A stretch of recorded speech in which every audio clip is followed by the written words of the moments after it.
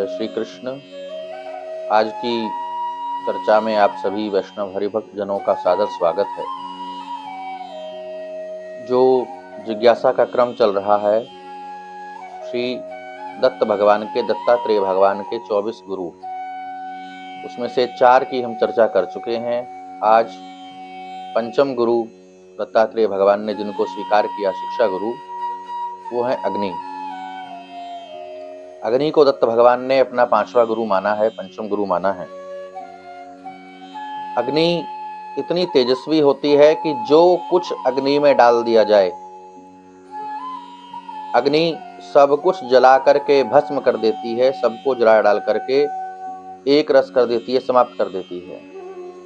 अग्नि में जो कुछ डाला जाए, लकड़ी हो, समिधा हो, घृत हो, तेल हो, जो कुछ अग्नि में डाला जाएगा, अग्नि सबको जला करके भस्म कर देगी। तो अग्नि से क्या शिक्षा ली दत्त भगवान ने? दत्तात्रेय भगवान कहते हैं, अग्नि से मैंने ये शिक्षा ली कि महात्मा को सदा ज्ञान की अग्नि में स्थित रहना चाहिए, ज्ञानाग्नि में स्थित रहना चाहिए। अग्नि की तरह ही कभी गुप्त रहना चाहिए, कभी प्रकट रहना चाहिए। अग्नि कभी गुप्त रहती है, कभी प्रकट हो जाती है। कभी चिंगारी के रूप में लकड़ी के भीतर दब करके रहती है, छुपी रहती है, गुप्त रहती है, और कभी प्रचंड होकर के प्रकट हो जाती है। ऐसे ही महात्मा को रहना चाहिए। साधना के लिए साधन करते हुए गुप्त रहना चाहिए, और समाज के हित के लिए, कल्याण के लिए उसे प्रकट हो जाना चाहिए। अग्नि में जो हवन करता है, अग्नि उसका दुख दूर कर देती है। ऐसे ही जो महात्मा के ज्ञान की अग्नि में अपने को समर्पित करे, उसका दुख दूर हो जाना चाहिए, उसका क्लेश दूर हो जाना चाहिए। देखिए, अग्नि में डाली जाने वाली जो लकड़ी होती है, समिधा जिसको कहते हैं, कोई लकड़ी छोटी होती है, कोई पतली होती है, कोई मोटी होती है, और अग्नि उस लकड़ी के भीतर प्रवेश करके तदाकार होकर के, तदरूप होकर के, जला करके उसको भस्म कर देती है। और लकड़ी जैसी लकड़ी होती है, अग्नि वैसी ही होती जाती है। आपने देखा होगा, जब जल जाती है लकड़ी अग्नि के द्वारा, तो उसकी राख उसी प्रकार के आकार की हो जाती है। ऐसे ही अंतिम परिणति क्या होती है कि अग्नि किसी भी प्रकार की लकड़ी हो, उसको जला करके भस्म कर देती है। ऐसे ही महात्मा चाहे किसी भी शरीर में रहे, वो किसी भी शरीर में रहे, उसे अग्नि की तरह ही शरीर के भीतर रहना चाहिए।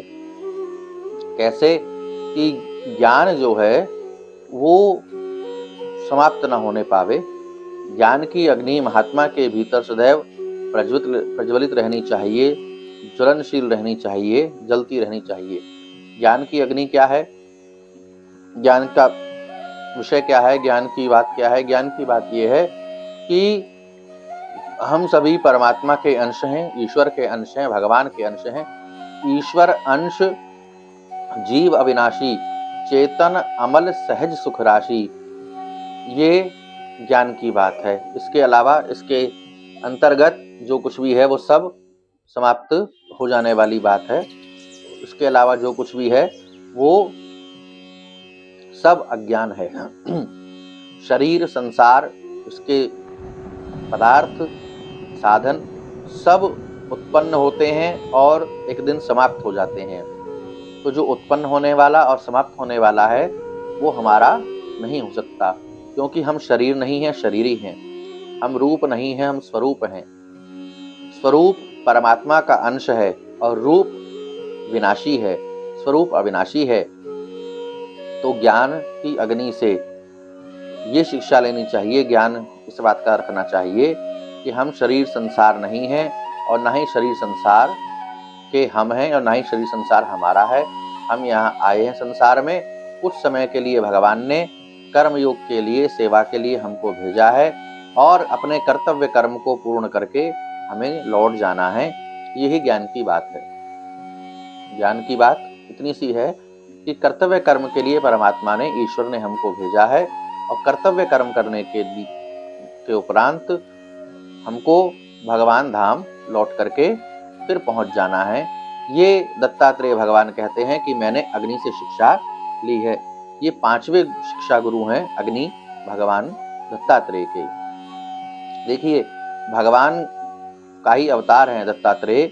भगवान को किसी से ना कुछ जानने की, ना कुछ सीखने की, ना कुछ पाने की आवश्यकता रहती है, लेकिन हम सब जो संसारी जीव हैं, हम सब संसारी जीव जो संसार में आकर के परमात्मा को भूले बैठे हैं, हम सब पर कृपा पूर्वक हमको स्मरण कराने के लिए हमारा जो संबंध नित्य अविनाशी परमात्मा के साथ जो हमारा संबंध है, उस संबंध का स्मरण करा करके हम सबको संसार बंधन से मुक्त करने के लिए भगवान अवतार लेकर के आते हैं और इस प्रकार से शिक्षा आदि ग्रहण करते हैं।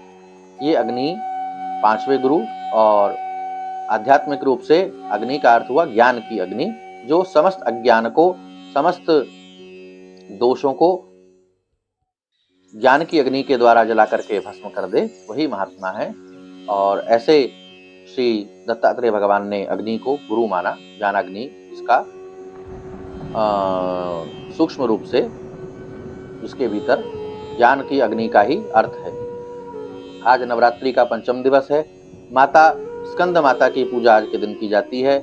आप सभी स्कंद माता की पूजा करें और भगवती जगदम्बा आप सबके जीवन में भक्ति, यश, वैभव, प्रतिष्ठा और आपकी समस्त कामनाओं को पूर्ण करे और भगवान श्री हरि के नारायण के चरणों में, श्री राम महाप्रभु के चरणों में दिन प्रतिदिन आपकी भक्ति उत्तरोत्तर बढ़े, ऐसी हमारी शुभकामना है।